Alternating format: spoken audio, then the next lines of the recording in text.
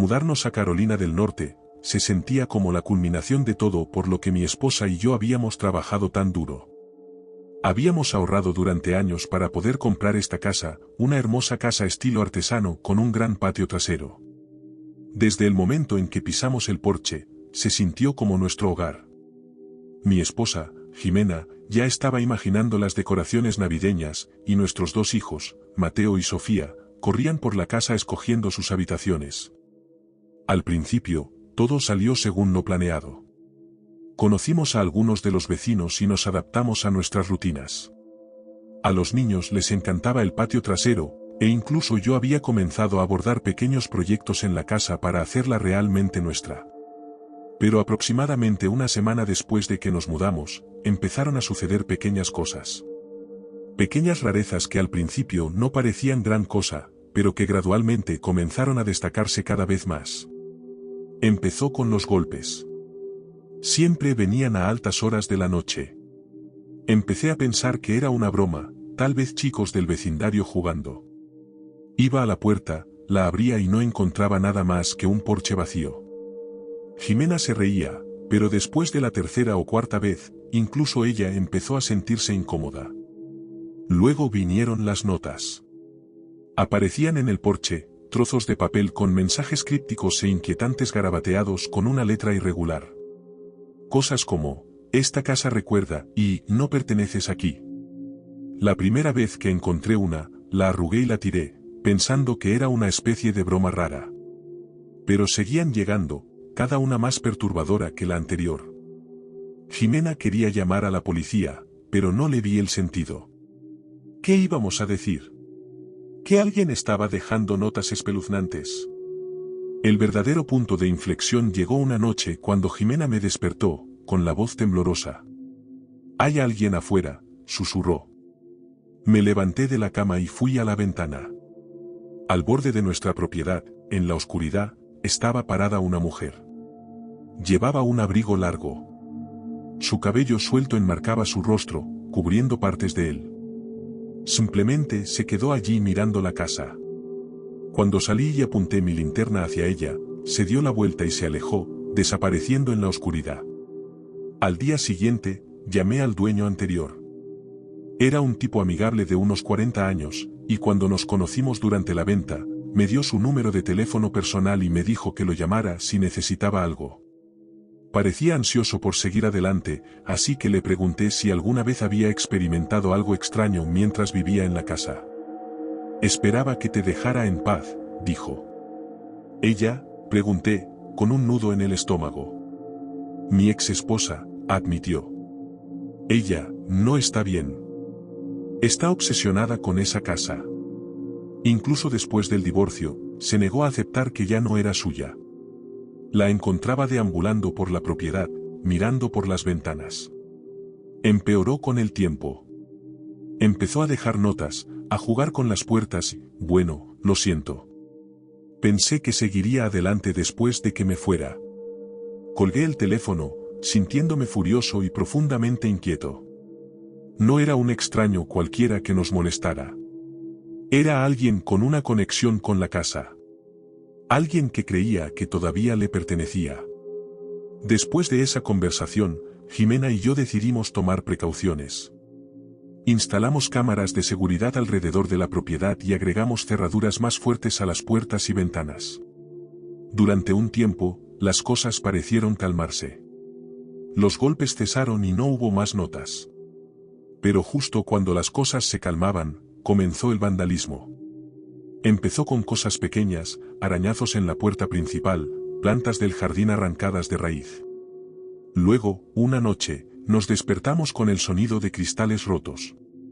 Habían arrojado una piedra a través de la ventana de la sala. Salí corriendo, pero quienquiera que lo hubiera hecho ya se había ido.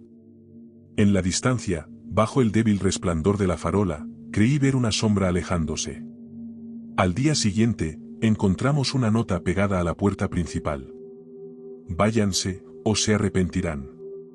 Jimena estaba aterrorizada. Por primera vez, comencé a preguntarme si habíamos cometido un error al comprar esta casa, pero no podía dejar que ella ganara. Este era nuestro hogar ahora, y no iba a dejar que nos asustara. Aproximadamente una semana después, las cosas finalmente cruzaron la línea. Era tarde y los niños estaban dormidos. Jimena y yo estábamos en la cocina cuando oímos un fuerte golpe contra la puerta principal. Agarré un bate de béisbol y abrí la puerta para encontrar otra nota, clavada en la madera con un cuchillo. «Esta casa no los quiere», decía. Llamamos a la policía esa noche. Cuando llegaron, les mostramos la nota y el cuchillo y les explicamos todo lo que había estado sucediendo. Prometieron patrullar la zona con más frecuencia y se llevaron el cuchillo como prueba. Unos días después, la atraparon. Había estado merodeando por el callejón detrás de nuestra casa, mirando las ventanas. Cuando la arrestaron, todavía llevaba una libreta llena de observaciones detalladas sobre nuestra familia, a qué hora salíamos de la casa, cuando jugaban los niños afuera, incluso que cenábamos. Su obsesión había ido mucho más allá de lo que podríamos haber imaginado. Su arresto debería habernos traído paz, pero sus últimas palabras se han quedado con nosotros. Mientras los oficiales se la llevaban, miró por encima del hombro y dijo: «Esta casa no es suya». Durante meses después, esas palabras me persiguieron. Los niños no parecen darse cuenta, pero Jimena y yo no hemos dormido bien desde entonces. Mantenemos las cámaras de seguridad encendidas las 24 horas del día, los 7 días de la semana y revisamos cada cerradura 2 veces antes de irnos a la cama. Algunas noches, Jimena y yo nos sentamos en la sala de estar, con las cortinas corridas, y hablamos de mudarnos. Pero la idea se siente como admitir la derrota. Hemos invertido tanto en esta casa, nuestro dinero, nuestra energía, nuestros sueños. Renunciar a ella se siente como dejarla ganar. Aún así, la sensación de seguridad que alguna vez sentimos se ha ido, reemplazada por una inquietud constante. Una tarde, mientras estaba sentado en el porche con una taza de café, me sorprendí mirando hacia el callejón. Estaba vacío, por supuesto, pero mi mente seguía distorsionando la realidad, pintando sombras donde no las había. Mateo salió a reunirse conmigo y me preguntó si podía jugar en el patio trasero. Dudé antes de asentir, dándome cuenta de cuánto nos habían afectado sus acciones. Incluso algo tan simple como dejar que los niños jugaran afuera se sentía lleno de peligro. A veces, cuando estoy solo en la casa, lo siento. Una pesadez, una vigilancia que no puedo explicar. Estamos tratando de seguir adelante, de recuperar la vida que soñamos cuando compramos esta casa por primera vez. Jimena ha vuelto a plantar flores en el jardín y yo he estado trabajando en arreglar los daños de la ventana de la sala. Pero algunas noches, cuando el viento sopla de la manera correcta, creo que oigo un leve golpe en la puerta.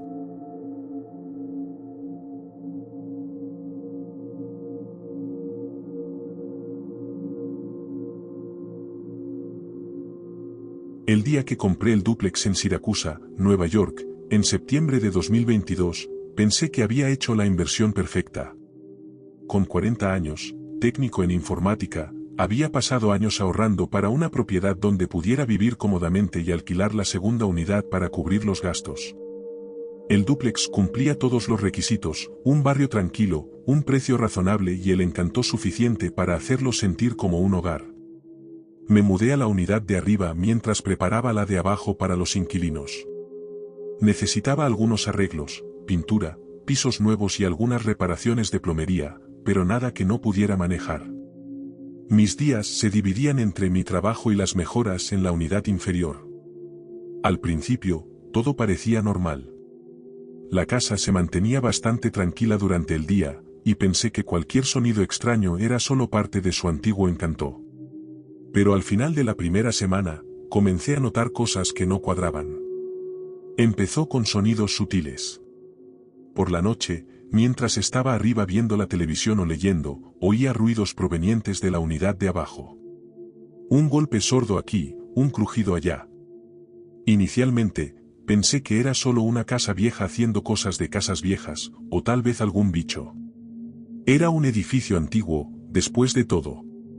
Los ruidos comenzaron a ser más frecuentes, cada uno más extraño. Una noche, mientras estaba acostado revisando mi teléfono, escuché lo que parecían pasos provenientes del pasillo de abajo. No eran fuertes, pero eran constantes, uno tras otro, moviéndose de un extremo de la unidad al otro. Me quedé paralizado, escuchando atentamente. Mi primer pensamiento fue que alguien había entrado. Tomé una linterna y bajé las escaleras de puntillas lo más silenciosamente posible, con la mano temblorosa en el picaporte. La unidad de abajo estaba vacía. Las puertas estaban cerradas con llave y las ventanas también.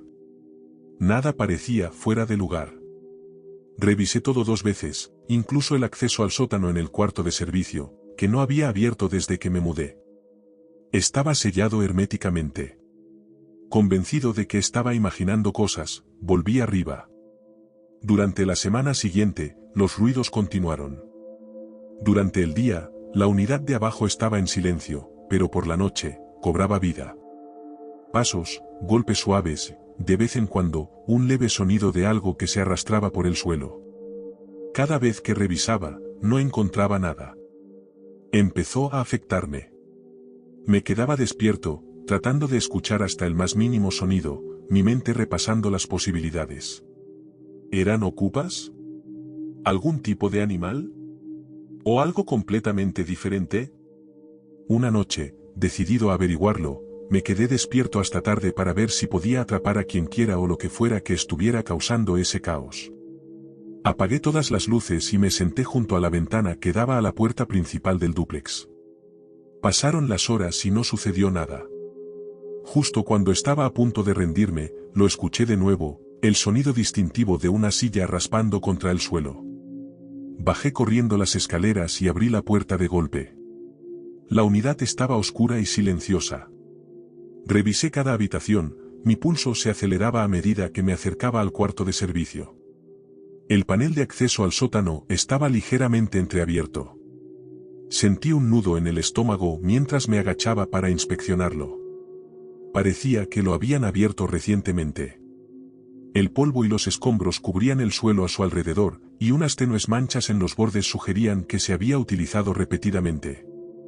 A la mañana siguiente, llamé a un amigo que trabajaba en la construcción para que me ayudara a inspeccionar el sótano. Juntos, abrimos el panel de acceso e iluminamos el interior con nuestras linternas. El sótano era más grande de lo que esperaba, se extendía debajo de toda la casa y conectaba las 2 unidades. El espacio olía a humedad y tierra, y el techo bajo nos obligaba a arrastrarnos. A medida que avanzábamos, la linterna iluminó algo que me dejó sin aliento. Una cama improvisada, mantas, una almohada e incluso algunos artículos personales, una botella de agua, un viejo libro de bolsillo y una bolsa de papas fritas a medio comer. Alguien había estado viviendo allí. Nos arrastramos más, siguiendo el estrecho espacio hasta que llegamos a una pequeña abertura que conducía al armario de la unidad de abajo. El panel de acceso había sido cortado cuidadosamente y estaba oculto detrás de una fila de abrigos dejados por el dueño anterior. Era el escondite perfecto, completamente invisible a menos que supieras dónde buscar. Estaba horrorizado. Quienquiera que hubiera estado viviendo allí podía moverse libremente entre el sótano y la unidad de abajo sin ser detectado. Peor aún, podría haber accedido fácilmente a mi unidad si hubiera querido. La idea de alguien moviéndose silenciosamente bajo mis pies mientras dormía me ponía la piel de gallina. Mi amigo y yo sellamos el panel de acceso ese día, pero la sensación inquietante no desapareció. Esa noche, decidí quedarme en la unidad de arriba y vigilar. Cerré con llave todas las puertas y ventanas y coloqué una barricada improvisada en la parte superior de las escaleras. Alrededor de la medianoche, los ruidos comenzaron de nuevo. Esta vez, eran más fuertes. Pasos, seguidos del sonido de una puerta que se abría. Marqué el 911, susurrándole al operador que alguien estaba en la casa. Mientras esperaba a que llegara la policía, escuché los pasos dirigirse hacia la escalera. Sentí que la tensión en mi estómago aumentaba mientras me preparaba, el silencio me aplastaba. Cuando finalmente llegó la policía, registraron la unidad de abajo y encontraron al ocupante del sótano. Era un hombre de unos 50 años, desaliñado y claramente desquiciado. Afirmó que solía vivir en el dúplex y que todavía era su casa. No pueden obligarme a irme, murmuró mientras los oficiales lo escoltaban. Sus ojos recorrían la habitación, salvajes y desenfocados, como si estuviera buscando algo. La policía me dijo que había estado viviendo en el sótano durante meses, posiblemente incluso antes de que yo comprara la propiedad. Había estado entrando a escondidas en la unidad de abajo por la noche, con cuidado de no dejar demasiada evidencia de su presencia. La idea de él viviendo tan cerca, observándome desde las sombras, me revolvió el estómago. Sellé el sótano al día siguiente, instalando una cerradura de alta seguridad y reforzando el panel de acceso con placas de metal. También reemplacé las cerraduras de todas las puertas y agregué sensores de movimiento alrededor de la propiedad. A pesar de estas precauciones, el dúplex nunca se sintió igual. Cada pequeño ruido, los crujidos del piso, el viento sacudiendo las ventanas, me mantenían los nervios de punta. No podía dejar de preocuparme de que de alguna manera regresara y encontrara la forma de volver a entrar, que hubiera estado allí tanto tiempo, observando en silencio, y que pudiera regresar con la misma facilidad. Me despertaba en medio de la noche, esforzándome por escuchar cualquier cosa inusual, mi cuerpo tenso por la anticipación. Si hay una lección que he aprendido de esto, es nunca ignorar los ruidos extraños o las señales de algo inusual en tu casa. Lo que suena como un ruido inocente podría ser fácilmente algo mucho más perturbador. Meses después, todavía se me pone la piel de gallina solo de pensarlo. Se suponía que el dúplex sería un nuevo comienzo, una inversión inteligente. En cambio, me mostró lo frágil que puede ser nuestra sensación de seguridad, incluso en nuestros propios hogares. He empezado a buscar un nuevo lugar, lejos de Siracusa. Hasta entonces, reviso cada cerradura, cada ventana y cada rincón de la casa antes de irme a la cama. Lo que más me atormenta es darme cuenta de cuánto tiempo pudo haber estado allí. ¿Cuántas noches había dormido tranquilamente mientras él se movía silenciosamente debajo de mí? ¿Cuántas veces había estado completamente inconsciente de su presencia? Se suponía que el dúplex sería un nuevo capítulo, pero en cambio, se convirtió en una historia que nunca olvidaré. Y no importa a dónde vaya, siempre estaré mirando por encima del hombro, preguntándome si ha logrado encontrar otro sótano al que llamar hogar.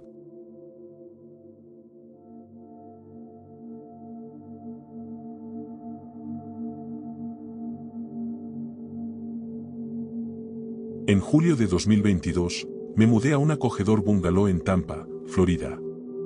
Era la clase de casa que siempre había imaginado para mí.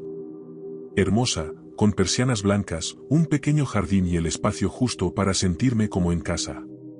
Como maestra, quería un lugar para relajarme después de largos días en el aula. Esta casa parecía perfecta. Todo en ella, desde la calle arbolada hasta el porche acogedor, se sentía como el comienzo de un nuevo capítulo.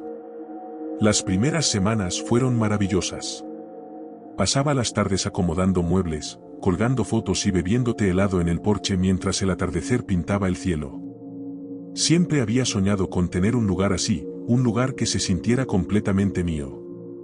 Pero justo cuando me estaba instalando, algo extraño sucedió. Una tarde, mientras calificaba trabajos en el sofá, la luz de la sala parpadeó. No fue constante, solo un rápido oscurecimiento y luego volvió a la normalidad. Apenas lo noté al principio, pensando que era solo una bombilla vieja o una subida de tensión momentánea. Después de todo, la casa fue construida en la década de 1950. Era de esperar alguna peculiaridad, pero el parpadeo no se detuvo. Durante los siguientes días, se volvió más frecuente. Reemplacé la bombilla de la sala, asumiendo que eso resolvería el problema, pero no fue así. Luego, el parpadeo comenzó en el pasillo, luego en la cocina. Parecía moverse de habitación en habitación, casi como si tuviera un patrón. Pensé que probablemente se trataba del cableado viejo, pero la secuencia se sentía demasiado deliberada para ignorarla. Al principio, intenté reírme, bromeando conmigo misma diciendo que tal vez la casa tenía personalidad. Pero a altas horas de la noche, cuando la casa estaba en silencio y comenzaba el parpadeo, era más difícil ignorarlo. No se sentía aleatorio. Se sentía intencional. Las luces se atenuaban y se iluminaban en un orden específico. Pasillo, cocina, sala. Siempre igual. Siempre a altas horas de la noche. Una noche, mientras me preparaba para dormir, las luces parpadearon justo cuando pasaba la puerta del ático en el pasillo. Mis ojos se dirigieron hacia arriba, y por un momento, creí ver un leve movimiento de sombra debajo de la trampilla del ático. Me quedé allí, mirando el techo, pero todo estaba quieto. Sacudiendo la cabeza, me dije que era solo mi imaginación. Para la segunda semana, ya había tenido suficiente. Llamé a un electricista para que inspeccionara el cableado. El hombre que llegó fue amable y profesional, pasó casi 2 horas revisando cada circuito, enchufe y la caja de interruptores. Incluso subió al ático para asegurarse de que no hubiera cables dañados o roedores causando problemas. Cuando bajó, parecía perplejo. «Todo está bien», dijo, secándose el sudor de la frente. «No hay cables sueltos, ni conexiones defectuosas. Honestamente, su sistema está en perfecto estado. No estoy seguro de que podría estar causando el parpadeo». Asentí, forzando una sonrisa. «Gracias por revisar». Sus palabras no ayudaron. Si el cableado estaba bien, ¿qué estaba causando que las luces actuaran así? Esa noche, las luces parpadearon de nuevo, siguiendo su extraño y deliberado patrón. Esta vez, me senté en el sofá viendo cómo cada habitación se oscurecía en secuencia, tratando de convencerme de que no era nada. Pero sentía como si la casa estuviera tratando de decirme algo. Durante la semana siguiente, el parpadeo se volvió más frecuente y el patrón cambió. En lugar de moverse de habitación en habitación, las luces parecían guiar mi atención a áreas específicas. El armario del pasillo, la esquina de la sala. La puerta del ático. Era como si la casa me estuviera dirigiendo, instándome a mirar más de cerca. Una tarde, mientras limpiaba la cocina, la luz sobre mí parpadeó 3 veces en rápida sucesión. Miré hacia el pasillo, donde se alzaba la puerta del ático. Mi corazón se hundió. No había tocado esa puerta desde que me mudé. La idea de subir a un ático oscuro y polvoriento me llenaba de temor, pero la luz parpadeante parecía insistente. Me dije que todo estaba en mi cabeza, que solo estaba cansada, pero a medida que pasaban los días, la atmósfera de la casa se volvía más pesada. Ya no se sentía como un refugio acogedor. Se sentía como si algo me estuviera observando. Una noche, después de un día particularmente largo, estaba leyendo en la cama cuando la luz del dormitorio comenzó a parpadear. Esta vez, no se detuvo. El parpadeo se volvió más rápido, más errático, hasta que la bombilla finalmente se apagó, dejándome en la oscuridad total. Tomé mi teléfono, su pantalla proyectaba un tenue resplandor, y decidí que no podía ignorarlo más. Tenía que revisar el ático. La puerta del ático estaba ubicada en el techo del pasillo, accesible por una escalera plegable. La había evitado desde que me mudé, pero ahora sentía que no tenía otra opción. Tomé una linterna del cajón de la cocina y desplegué la escalera, sus bisagras crujieron ruidosamente en la silenciosa casa.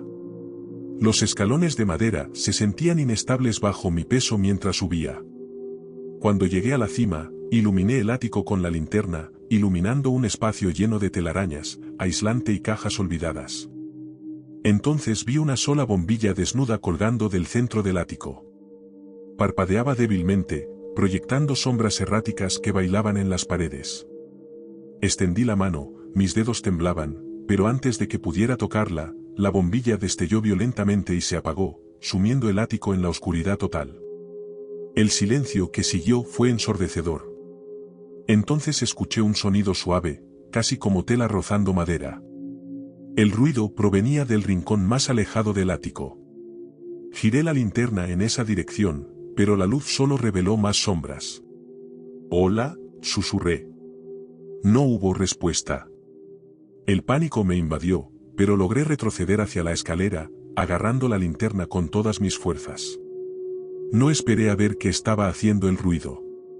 Bajé tan rápido como pude, casi tropezando con mi prisa.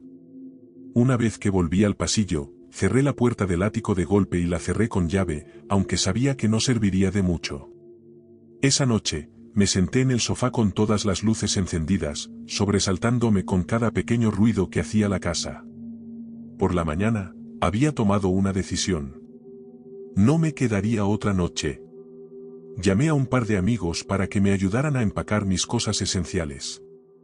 Cuando llegaron, intenté explicar lo que había sucedido, pero las palabras sonaban vacías, incluso para mí. Omití la parte sobre la bombilla y el crujido. Sonaba demasiado increíble. Me ayudaron a recoger mis pertenencias, y dejé la casa esa tarde, devolviendo las llaves al propietario sin mirar atrás. Hasta el día de hoy, todavía no sé qué causó que las luces parpadearan o que me esperaba en el ático. Me he dicho a mí misma que era solo un problema eléctrico, pero en el fondo, no estoy convencida. Fuera lo que fuese, no me quería allí, y estoy más que feliz de mantenerme alejada. Sin embargo, el recuerdo de esa casa aún perdura. Cada vez que paso por una casa vieja o veo una luz parpadeante, recuerdo esa noche.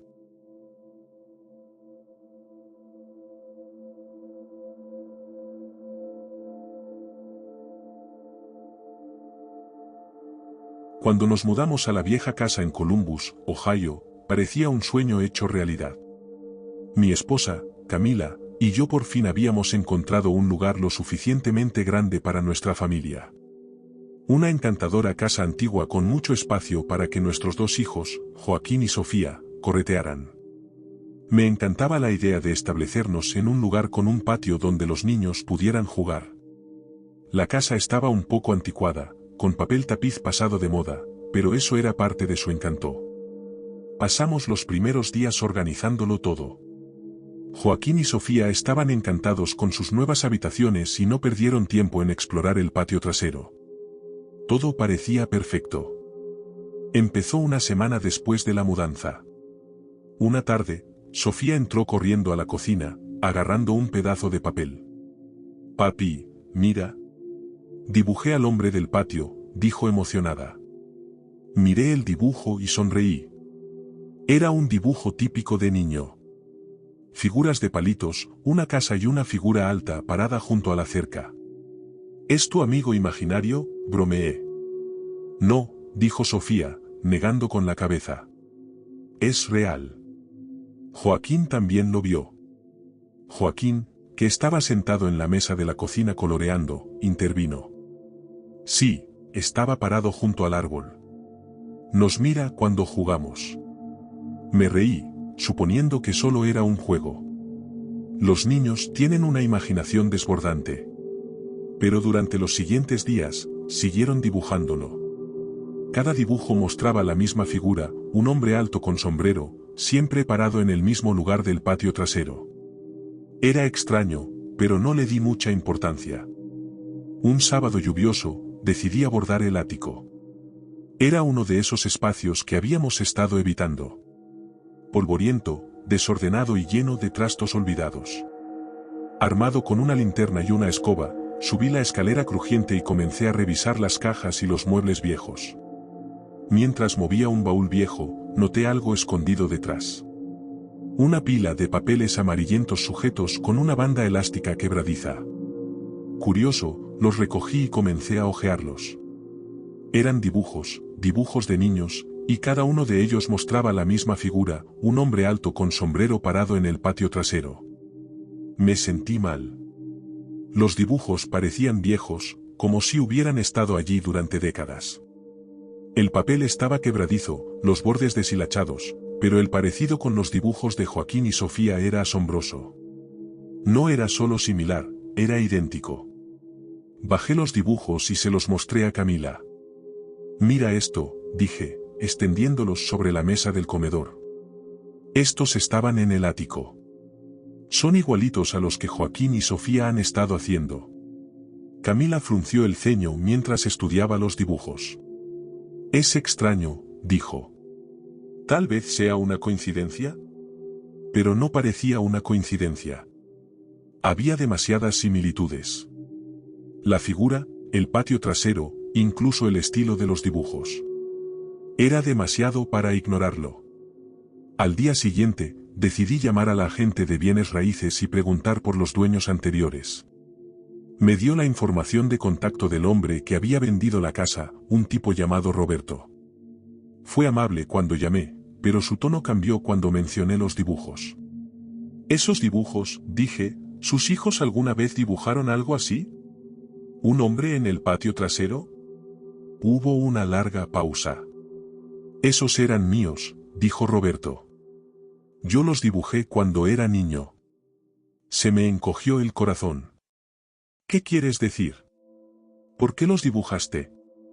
Empecé a verlo poco después de que nos mudamos, explicó Roberto. Al principio, solo era durante el día.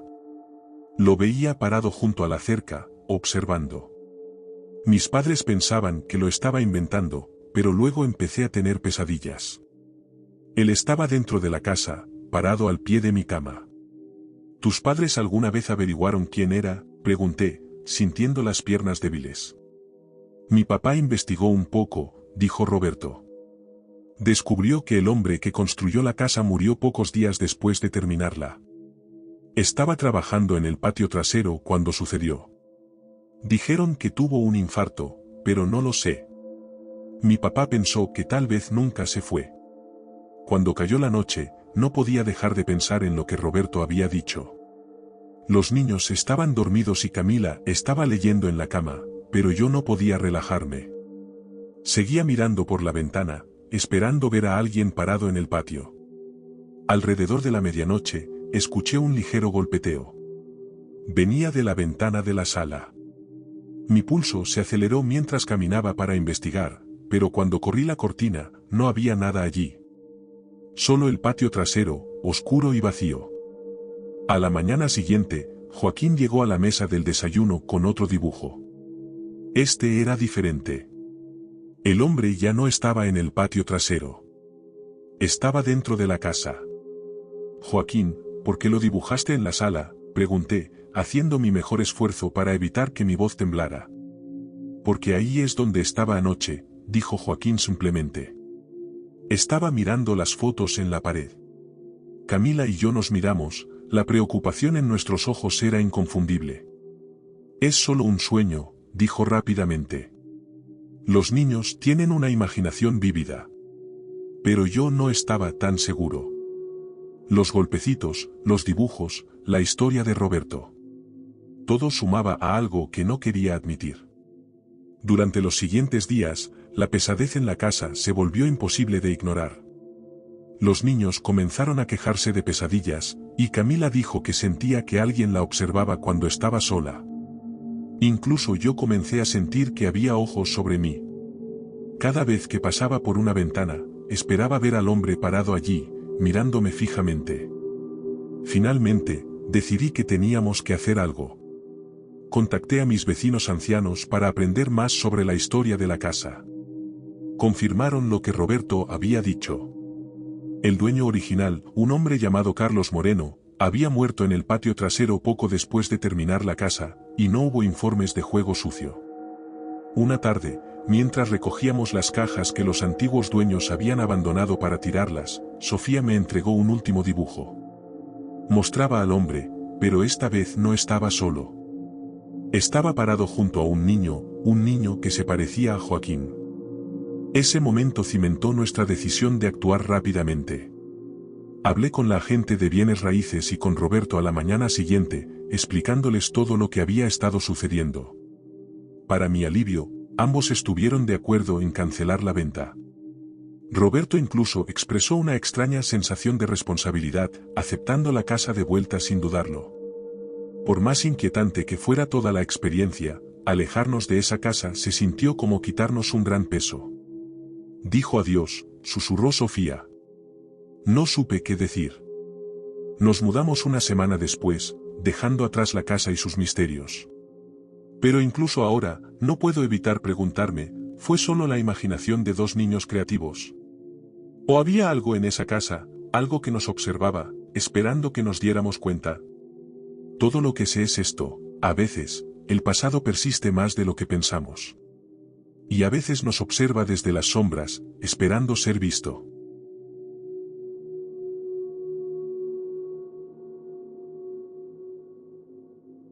Si estas historias te mantuvieron en suspenso, dale me gusta y suscríbete para más encuentros inquietantes.